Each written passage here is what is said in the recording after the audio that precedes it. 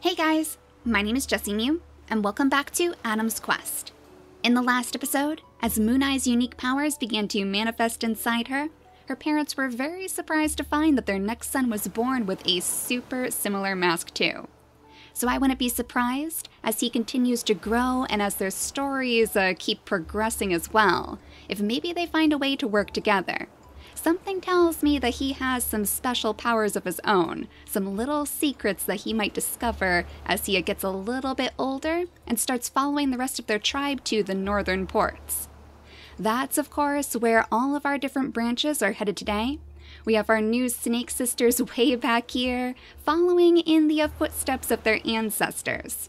It seems likely that they're going to discover some of the very last skeletons left under this tree, before they make it all the way to where our bluebird twins are waiting for them. They're very important too because they're carrying some of the last of Adam's stories. So they'll need to band the rest of the tribe together if they want to make it to Adam's old island. The Summer Shores have found their own unique ways after all, kind of a far cry from the ways that Adam followed very, very long ago. Now we have our first water-bodied creature, and you know, that family was actually quite lucky in all honesty. Who would have thought that little Delta and Nuclear would be the ones to give us our very first water-bodied creature? So Koi is scouting ahead along with Junebug. I think she might actually be one of the very first creatures to plant her feet on this new island. If we bring her over here, she should be able to cross the gap today.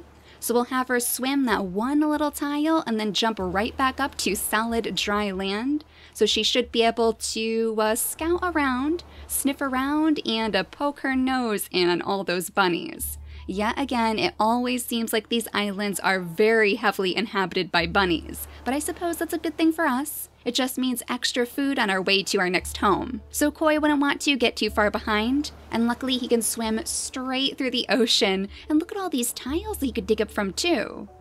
Oh, if we had a creature with a water body, and that platypus beak of course, then they could really scrape up tons and tons of new food for us. Oh, it looks like the bunnies are coming out to say hi to you. Well, I'm not sure if you're going to want to stick around because these two aren't too interested in making friends in all honesty. Scallop, though, would like to hopefully catch up with Koi. He has caught her eye because he's so good at swimming. She's actually the only creature in the tribe with the frog toes, I believe. So I'm hoping that she's going to be able to catch his eye too, because I think they would make an absolutely perfect swimming line. And speaking of which, I think it's finally time that a poor little Primrose comes up to meet her mate, and hopefully they can have their next baby. She has been looking for a safe place to give birth for a very long time now, and oh my goodness, you guys! You have so many bunnies back here too! I don't even know which one to go for first. I mean, I guess you might as well get this one that's literally right underneath you, Delta. And then if we could get this one over here by Nuclear, that would probably be a good thing too. There are so many bunnies trying to steal our berries every which way. Can you believe this? Alright, Nuclear, I guess you can come over here and at least gather up some of the meat. I think this little bunny is probably going to steal that very last berry that we have on the bush. But this is a good thing for you to learn about, Crescent. You know that you're going to have plenty of work on your hands pretty soon. And likewise, it might be time to bring Mooneye over here to meet the rest of her family. If we scoot her to this tile, then she should be able to do the very same thing as Junebug and swim that one little gap to get right up next to her little brother.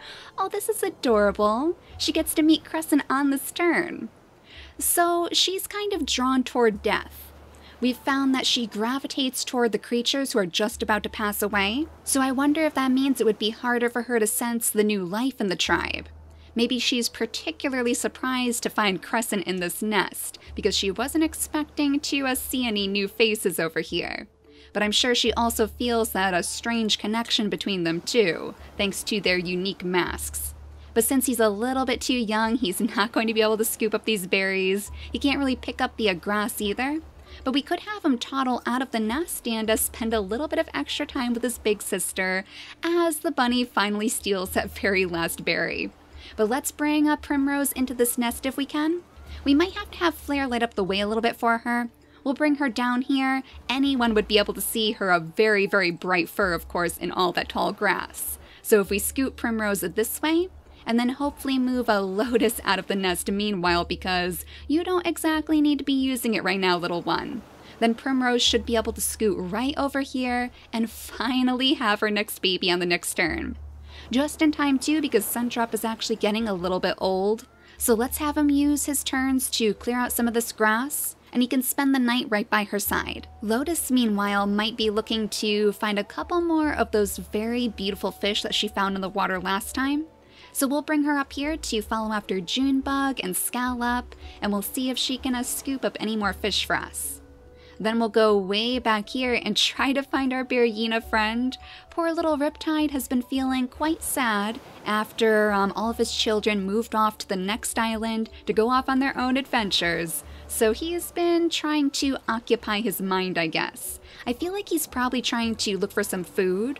Oh my gosh, he seriously is. You found the Bunny Kingdom way over on the dark side of the island. They must have all moved over here once we started picking them off toward the northern portions. So, Anaconda, you're not going to be able to catch this bunny on this turn, but you might as well sit yourself down right on top of the bunny burrow. Maybe you could even pin that down for Riptide, because it seems like he's already caught a meal. Oh my gosh, Riptide, can you actually help us gather up food? Oh no, and he's about to pass away too? Oh, that is so sad. Unfortunately, Boa was so occupied with trying to find food to share that she's not going to be able to race to his side in time. But I almost feel like that was Riptide's plan too. Maybe he was trying to find that one last morsel that he could give to our original snake sisters to show them how much he appreciates their company. And then meanwhile, Anoki, I guess it's going to be up to you to pick all of these berries now with your 2 running legs, and hopefully catch some of these moles too if you don't scare them all away in the process. We'll want Cobra to join her sister for sure, so she's not all alone on this new island. And if we bring her up here, then we might still have a chance to collect some of this extra meat. We'll have to set up Serpent on this tile too, though I think she can also move over. She should have just enough energy. Oh no, wait a second. Is she going to get stuck right here? I think she might, even if Viper moves over to this tile and scares all of the moles away in the process. Oh, there we go. She moved just in time for Serpent to get herself up on that beach. Okay, so because she has the Berryina Claw, she is going to be a little bit slower than some of our other creatures, and we'll have to make note of that when we're bringing her across these deeper gaps. That was part of the reason why she couldn't keep up with her sister Scallop, though most of it was honestly the leeches, so we'll have to keep a close eye on you. And you too, little Nautilus, you don't want to get too far behind. I think he'll be okay if we set him down here. Even though he's a little bit young, he'll be growing up on the next turn, and hopefully that'll be enough to avoid taking any drowning damage. Now Cobra, I guess you and your sister ought to try to make a little pathway for the rest of the creatures, or maybe hunt some of these bunnies down. Luckily, their ram horns give them just the amount of strength they need to take the bunnies down in one hit. Now we'll want Rossi to stay by the side of her little son Webcap, the very last of the mushroom line in fact, so we have to keep him safe. We're definitely going to have to find her another partner too, because she's far too young to only have one baby in her lifespan, so she'll be hunting around for another strong mate pretty soon. But let's zoom in on Primrose as we skip the day. Hopefully this baby will be just as lucky as Junebug was, and at least have the stinky tail. Oh, it looks like she doesn't have the big ears. Oh no, and she doesn't have the stinky tail either. Oh, that wasn't so lucky. She even has the hemophilia too. I mean, honestly, she will still be able to help us gather up food. Maybe she could set herself up right underneath one of these trees, so she could pick up all of those acorns that we're missing. And in fact, as far as her name goes, I think we'll name her Willow, to kind of seal her destiny as a lover of the trees. She certainly won't be doing any heavy scouting like her big sister, but maybe that means we need to have another baby between these two. And since we are running out of time, let's bring Primrose over here so we can have them breed just one more time, hopefully, before that fertility gets in the way and we lose our chance. And then Flare, I guess you're safe to follow after Lotus again, light up the way for her since she wants to find some more of those fish, and I'm sure you'd be more than willing to oblige if it means more food for you. So skitter on over to the next island, Lotus. We'll bring her down into the water and then straight back up on top of this little molehill. So maybe she could even sniff out some berries too. There we go. We know if there are bunnies, then there absolutely has to be some berry bushes on that island, because they need something to eat as well. Hopefully the bunny invasion has stopped picking on Delta's family though. It looks like we still have one right down here. I mean, maybe Delta could jump way over to the other side of the island and grab that for us, because I would prefer that her children start to move toward the north. They're the farthest away right now, and we don't want them getting too far behind, because I definitely want them to make it to the next island. So we'll have to have them do a little bit of traveling on this turn, and their parents will have to take care of all of the bunny meat. This one might actually get close enough for Vankir to swipe at it. If we leave him with one extra turn, he's actually hidden in the tall grass right now, and because of his moss brown fur, I believe he has a little bit of a boosted camouflage in here. Yeah, that is definitely the case, so you might be able to trick that bunny after all. But Mooneye is going to take her little brother, and they're going to walk their way down the shore, see what else they can discover down here. Probably more bunnies in all honesty. And I see some fish swimming down there too. They do seem to prefer this part of the ocean, and that's probably because we have a little bit of kelp for them to spawn in over here. In all honesty, I haven't seen too many patches of kelp elsewhere. Despite the fact that this is a giant ocean, it's actually very, very bare. You would expect that we would find like those strange water-breathing plants down here too. Much more kelp, of course, but so far just a lot of rocks to get in your way, Koi. I guess you could at least come over here and scoop up the shell for us, and then he's going to want to go a little bit deeper into the water again, because I'm sure it comes as no surprise to anyone, but he's not the best at moving on land. That is where his partner Junebug shines. She might be able to make it all the way to the other side of this island actually. She's unearthing little nests for our creatures to use in the future. Maybe even Primrose if she decides to try to scoot her way after her children, see what they're getting up to. She could possibly use one of those nests to have her very final baby. Scallop unfortunately is going to have to leave every last one of these acorns behind if she wants to try to catch up with her friend over here. With Koi, I guess she can finally meet him at least. Thanks to her swimming ability, she was able to scoot right over that gap. She didn't even get stuck inside. Flare unfortunately is going to have to set herself up a little bit more carefully because we don't want her taking any drowning damage. But otherwise, I think we're ready to go back to Berryina Island, which is looking a little bit bare at the moment because unfortunately Riptide did pass away. Oh, the poor little guy. We don't even get a little skeleton to remember him by. We can only come over here and pick up that very last little bit of meat that he collected. I guess we'll want Boa to make her way down here as well. I'm sure she's heard the news by now, so she'll want to be with her family. And Nautilus can take on his very final gem now, which means that he should be all ready to scoot over after his siblings. Oh no, but I think he did take some drowning damage overnight. Oh, you poor thing. Well, at least we know not to leave you in the waves anymore, despite your swimming tail, so you do have a little bit of extra movement down there. He actually had no trouble getting over that gap either, so his big sister would be super proud of him. But now you guys can spend the rest of your time exploring this island, picking up all the little trinkets that your tribe has left behind. I think Serpent is going to leave that bunny. Since she's a little bit slower, she needs all of the extra time that she can get to follow after her siblings. Viper, on the other hand, you could jump way over here and try to grab some of these bunnies for us, and your sister can do the same. There we go, at least we know that you two are very, very apt hunters. And now they could possibly see some of the skeletons that were left behind under this tree. Their own families, in fact, so this is a very spiritual place for them, and they know that they're on the right track. Soon enough, they'll be able to see Drift on the shore, and he is quite a big-bodied individual with that giant claw, the ram horns. I think he would be pretty easy for them to spot. They'll likely see Rossi too as she's gathering up all of her berries for her little baby.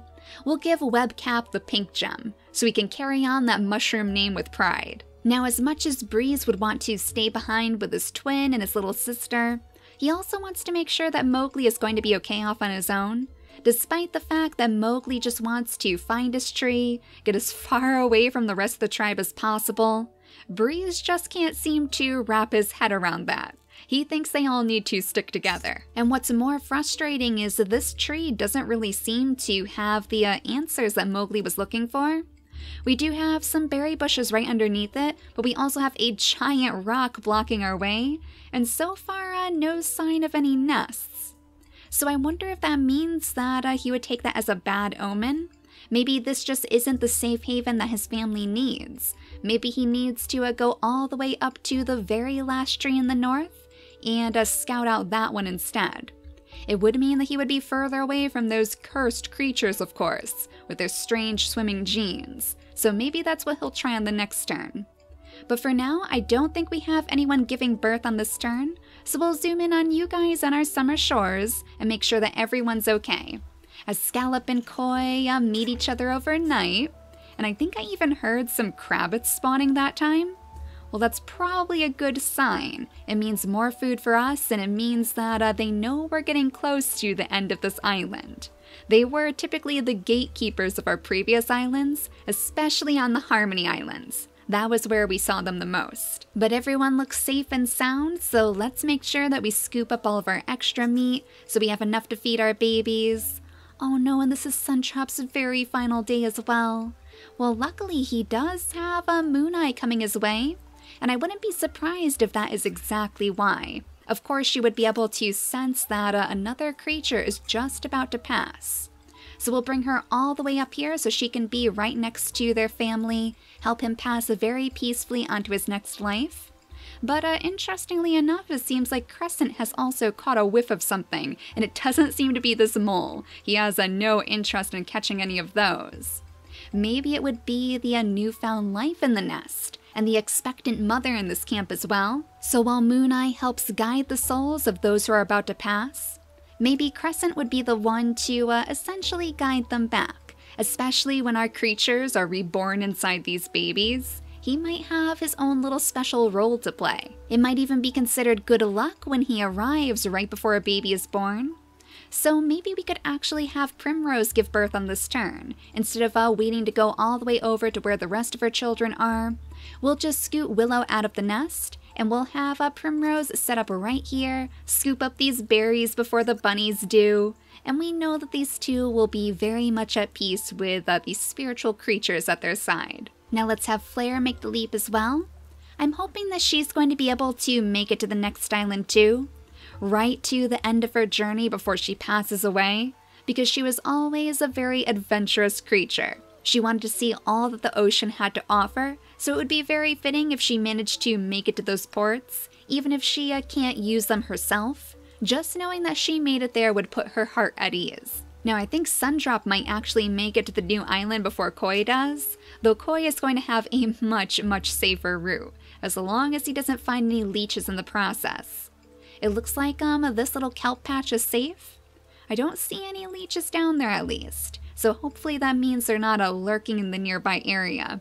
Since we haven't been here before, I would imagine that nothing has really spawned, but let's bring Junebug up here just in case, just to be safe. We are going to want her to stay here, because she's going to need those 2 extra turns to claw her way over to these shores. She is definitely going to take drowning damage. She doesn't have anything that would help her cross that gap, but that's why it's good that she's so young. It'll be far more dangerous for a creature like Flare, who's so close to the end of her life anyway, and on that island directly behind them, Mowgli is starting to think the same thing.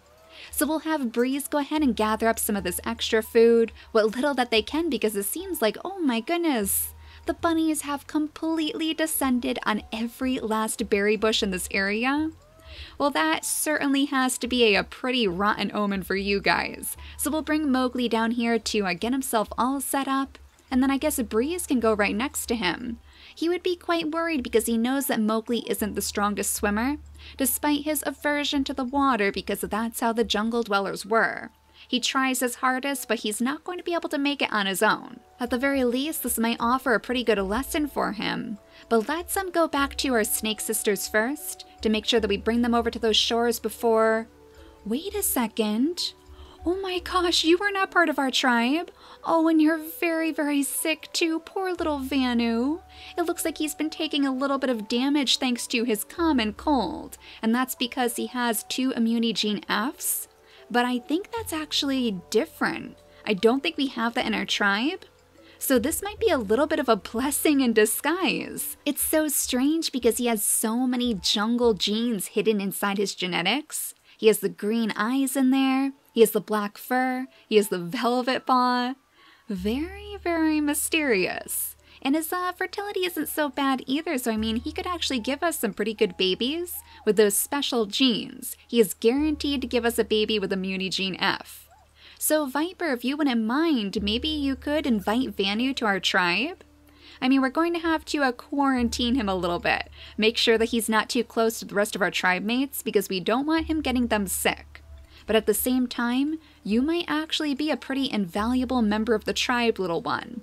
We'll have to figure out who he's going to breed with very soon, though, because he will lose the rest of his lifespan super, super quickly. He only has 8 days remaining, and he'll take an extra day of damage every single night thanks to that cold. In fact, someone like Serpent might make a good mate for him, since she does have such low fertility, so maybe we could possibly breed that out of her line. Maybe that's why he came over to say hi, because he was very, very curious about this unique spiky-bodied creature. He wanted to get to know her a little bit better. But you guys, I guess you're going to have to leave your berries and your bunnies behind, because we do want you to make your way over to the shores as well. We'll have our snake sisters scoot on over to the beach first, so they can get a better idea of what's waiting for them on the other side. And that would certainly be their chance to see Breeze waving from the opposite end with his big giant claw. I guess you're going to have to stick over here for a little bit longer, big guy. He's just the sort of valiant creature who would want to make sure that these strangers are safe. I wonder if Nautilus is just the sort of creature that Rossi is looking for too.